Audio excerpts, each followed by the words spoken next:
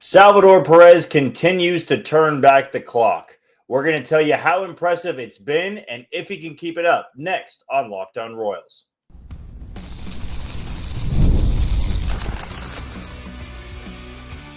You are Locked On Royals, your daily Kansas City Royals podcast. Part of the Locked On Podcast Network, your team every day. You are tuned into another edition of Locked On Royals in the Locked On Podcast Network. As always, I'm your host, Jack Johnson, and you can find me on Twitter at JohnnyJ_15. That is at JOHNYJ_15. You also can catch us on wherever you listen to podcasts. That can be Spotify, Apple Podcast, Amazon Music, Google Podcast, Odyssey, and YouTube. Just be sure to hit the follow button and subscribe. For you first-time listeners wondering how we do this show and how often you can expect episodes, I will be bringing you episodes Monday through Friday, as well as getting you 60-second YouTube shorts after the Royals games, though today, of course, a little bit later on. And during the weekend, can be a little bit spotty from time to time, depending on my schedule. But I can tell you, you can count on the Royals postcast, which also is available on our YouTube channel and wherever you listen to your podcast. That is hosted by Chance Lebo. He comes to you live for about 15 to 20 minutes after each and every Royals game. Now, before we get started, I want to tell you that today's show is brought to you by Monarch Money. Take control of your finances with Monarch Money and use code LOCKEDONMLB at monarchmoney.com for 50% off on your first year. It ends up being a series win for the Royals at Wrigley Field, and when you break it down, their only loss of the series was when a 45-year-old pitcher making his season debut was throwing. They pretty much dominated the Cubs in every single facet of the game in Game 1 and then also in Game 3. Now, today it was only 8-4, the final score, unlike 12-4 on Monday.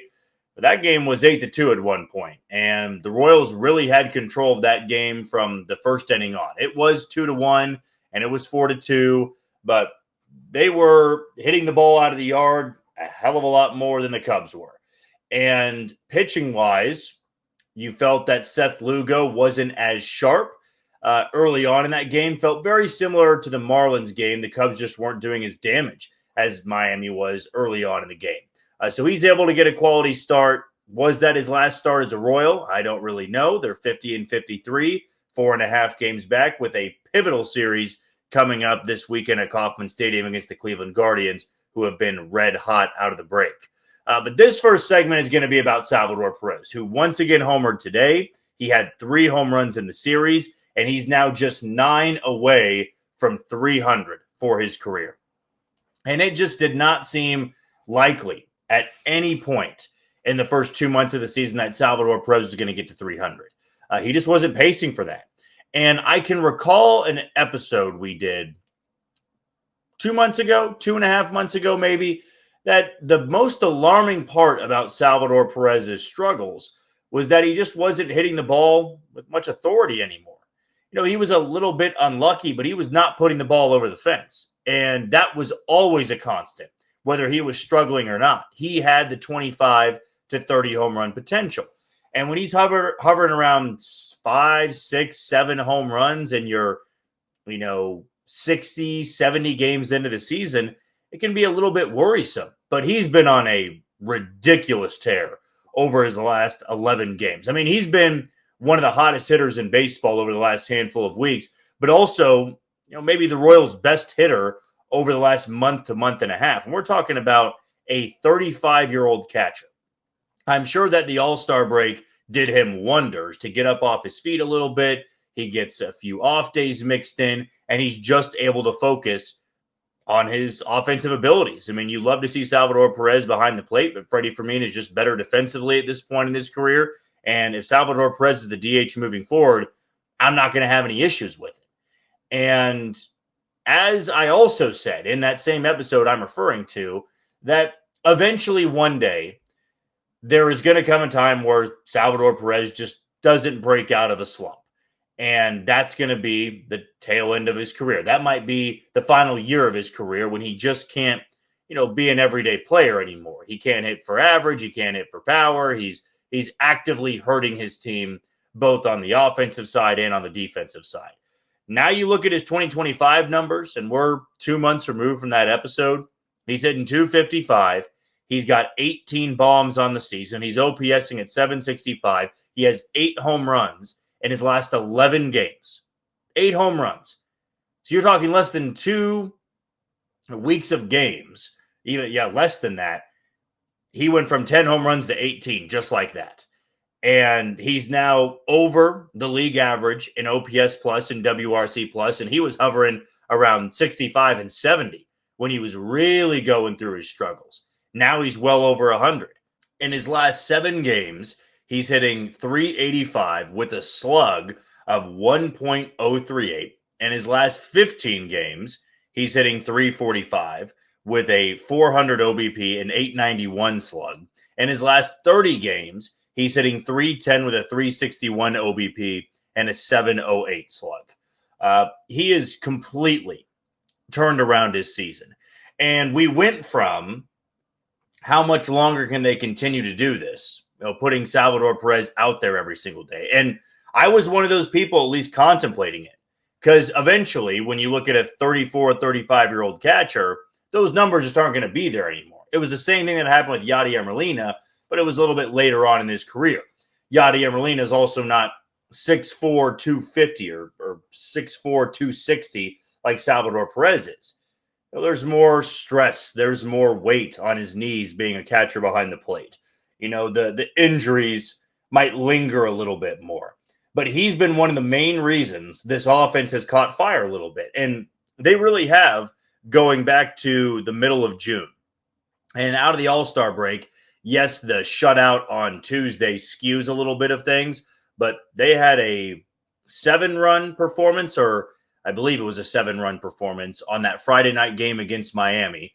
Then they only get 1 run on Saturday, but they followed up by getting 7 more runs on Sunday. They get 12 runs on Monday. They get shut out, and they get 8 runs today. They're putting together better production, and hopefully going into this Cleveland series, it's occurring at the right time.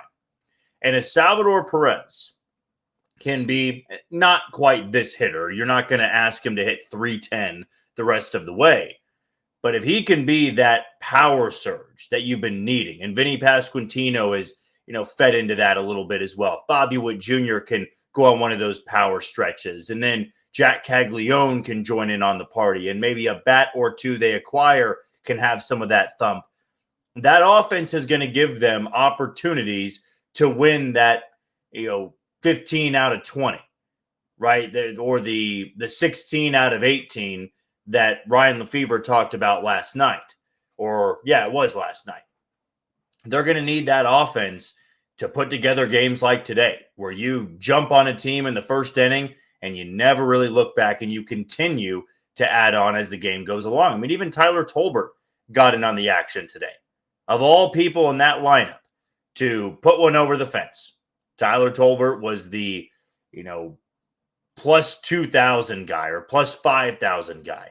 There was no chance I gave Tyler Tolbert of homering today, and he did that. Salvador Perez, though, man, it feels like every time he's going to the plate, he's got a chance to do that. And the ball that he hit out was down and in. And that's when you know he's seeing a beach ball at the plate. He is seeing just meaty pitch after meaty pitch, and he's doing serious damage with it. And we talked about this too when the Royals offense was severely struggling. And one of the biggest reasons I thought they were struggling was that when you look at these 2-1 losses, 1-0 losses, 3-1, 3-2 losses, they had to string together hits. You're asking this lineup to get 3 singles in a row to drive in a run. Whereas now, man, you get 1 runner on and Salvador Perez homers, you're right back in the game. That's what happened on Monday. And, even in the Miami series, it was getting a couple guys on. John Rave's the one to have a 3-run blast. Salvador Perez tied the game up on Saturday. And when you can add that power element, it really can change the direction of your offense. Now, they've got 6 games to go before the trade deadline. And they've got a very important series against the team that is now just 2.5 games back of a wild card spot. The Royals are 4.5 games back. Then you got Texas and Tampa Bay that you were still chasing. but it's a 500 road trip. Salvador Perez is a big part of it. Can he keep it up? I've said this before. I'm going to say it again. Just never doubt Salvador Perez. Never count him out, because he's just going to continue to have stretches like this until I guess he just doesn't at some point. And on that day, on that season, I'm going to be completely floored and sad when he doesn't turn it around. But now he's going through one of the better stretches I can remember of his entire career. He'll get the off day tomorrow, and then he'll be back in the lineup on Friday against Gavin Williams and the Cleveland Guardians. We'll take our first break of the show. When we come back, kind of got buried in the wind today, but he did get out there in left field. MJ Melendez is back for the first time since April. What do we make of it? We'll tell you next on Locked On Royals. You are tuned into Locked On Royals and the Locked On Podcast Network. I'm your host, Jack Johnson. Catch us on wherever you listen to your podcast. Want to tell you about the title sponsor in Monarch Money. Ever wish managing your money felt easier? With Monarch Money, it can.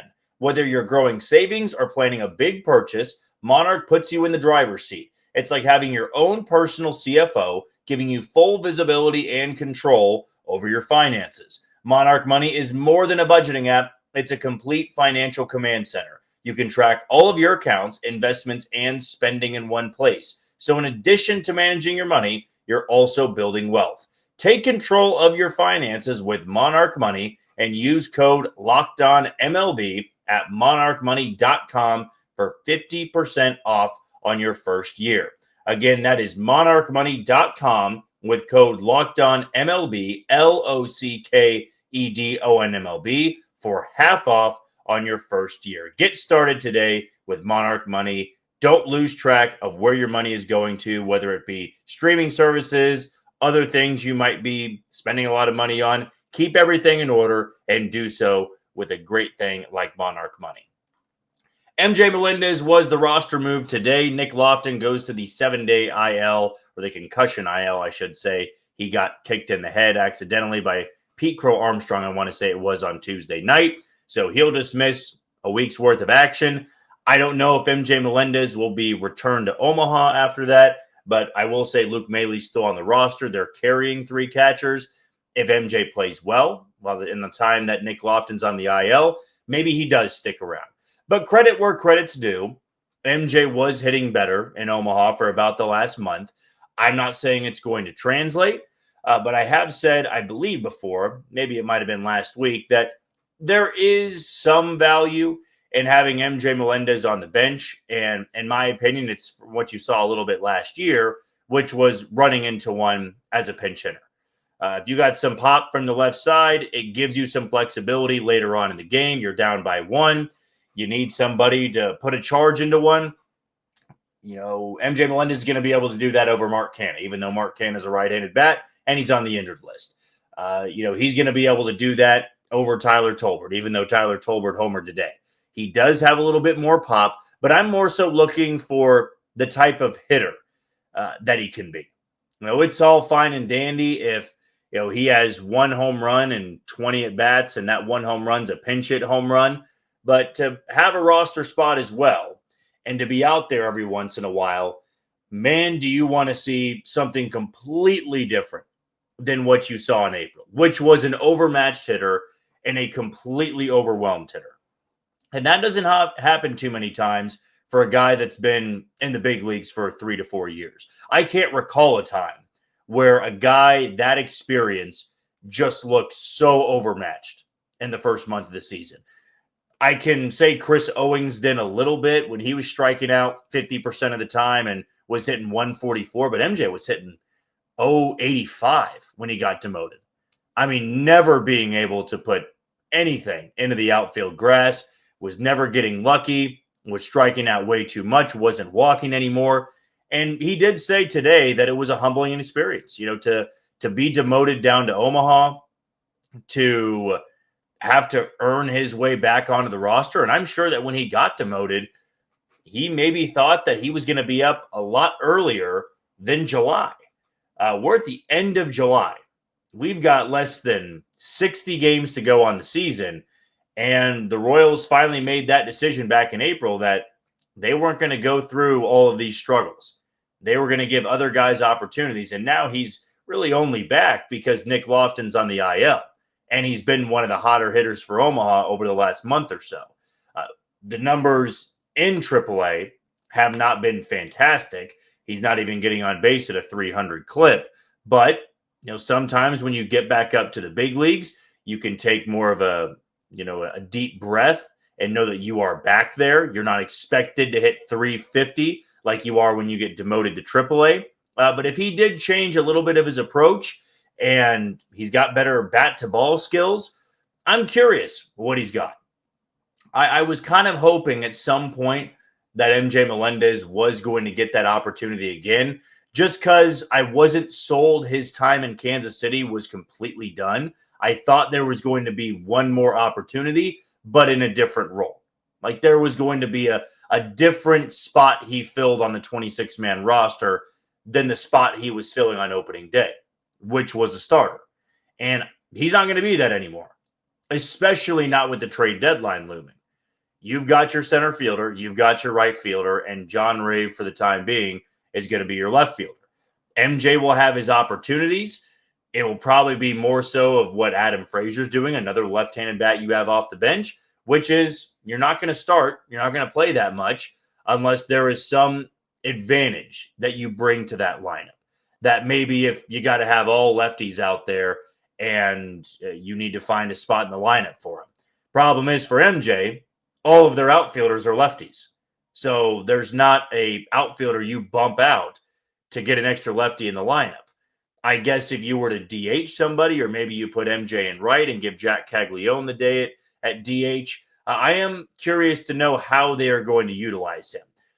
A good thing to say, though, and I've always felt this way, he is a very good clubhouse presence. We talked about that with Adam Frazier, and that was one of the reasons why the Royals brought him back.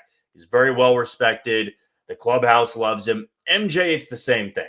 I mean, it was very apparent when you'd walk down in the clubhouse that the guys all loved MJ Melendez. And whether he was playing well or not, he still was somebody that everybody wanted to be around, it seemed like. And when he did get interviewed, he had the mic in front of his face. He was always respectful. And the guys were really happy for him whenever he had the mic in front of his face and he had the cameras in front of his face. It's not that Major League Baseball is a business about participation and the guys that are good vibes guys should always have a roster spot, but it can change the clubhouse dynamic a little bit. And when you are playing well, it only gets that much better. And sometimes the bad losing streaks and the bad games, they're flushed rather quickly. And so with some change coming likely in the next week or so with the trade deadline, I don't know where MJ Melendez fits in. If he's only up here for a week, hopefully he can have an impact in this Cleveland series and this Atlanta series, because the Royals are going to need every little bit of help they can get to try to keep this thing interesting in the second half, which was our episode from a night ago. They are within shouting distance, I would say. Maybe I'm being too harsh there because I always say striking distance is like a game or two. The Royals are 4.5 games out of a playoff spot. Big time series coming up over the weekend, as I said, and there are going to be some guys that have opportunities to make some noise. Is MJ Melendez one of those players? Is he somebody that's going to make a big play defensively if he's a defensive switch? Is he going to come off the bench in a big spot and have a huge, 2-out RBI double in the 8th inning? Is he going to have a go-ahead home run in the 8th inning or walk somebody off in the 9th inning? I hope so. I hope he gets that because I cannot imagine the emotional and mental strain it was to have that start to the season, get demoted, and then not play well until, May or June or early June in AAA. I mean, he was going through it still in AAA. And so I'm wondering how Matt Quatrero is going to utilize him in this lineup.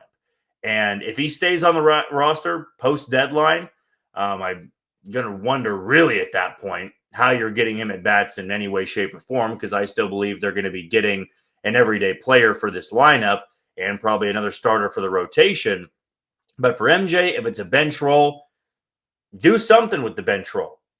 Have some good value as a pinch hitter And if what he did in Omaha has been working, if it was a momentum thing, if it was a confidence thing, maybe he can take that confidence into Kansas City for a couple of weeks here, and maybe it can lead to more wins in Kansas City. Never thought I'd be saying that about MJ Melendez in 2025, but yet here we are. We'll move on to our final segment here, and when we come back, going to talk about this Royals and Cleveland series, what it means, and I might sound like I'm repeating myself a little bit, but I feel pretty firm in my answer here that this series is pretty much going to decide what the Royals do at the deadline. We'll dive into that next on Locked On Royals. You are tuned into Locked On Royals and the Locked On Podcast Network. I'm your host, Jack Johnson, and you can find us on wherever you listen to your podcast. Our last sponsor I want to tell you about is OpenPhone. If you're running a business, you know that every missed call is money left on the table. Think about the last time you had a service emergency, like a burst pipe. If the first plumber didn't answer, did you wait? Nope, you just called the next one. That's why having a reliable business line is so important, and that's why you need OpenPhone. OpenPhone is the #1 phone system that helps you streamline and scale customer communication, all from an app on your phone or your computer. And I should say the #1 business phone system out there. So OpenPhone is offering Locked On Royals listeners 20% off for your first 6 months at openphone.com/LockedOnMLB. That is OpenPhone.com/LockedOnMLB. And if you have existing numbers with another service, OpenPhone will port them over at no extra charge. OpenPhone, no missed calls, no missed customers. The Royals are going to have an off day tomorrow. Comes at a good time, in my opinion. Cleveland will not be having an off day. They'll be wrapping up their series with the Baltimore Orioles, and I want to say they've taken the first 3 games of this 4-game series. Baltimore is in a complete free fall at this point, and they are barreling towards selling off multiple pieces. Still, it's been an impressive series for Cleveland because this was a team that really limped into the All-Star break. I mean, their offense was nowhere to be found. You were starting to hear plenty of talk that they were going to be selling off some pieces in their bullpen, pieces in their rotation. Only guys they were planning to hang on to was Jose Ramirez and Steven Kwan, it seemed like.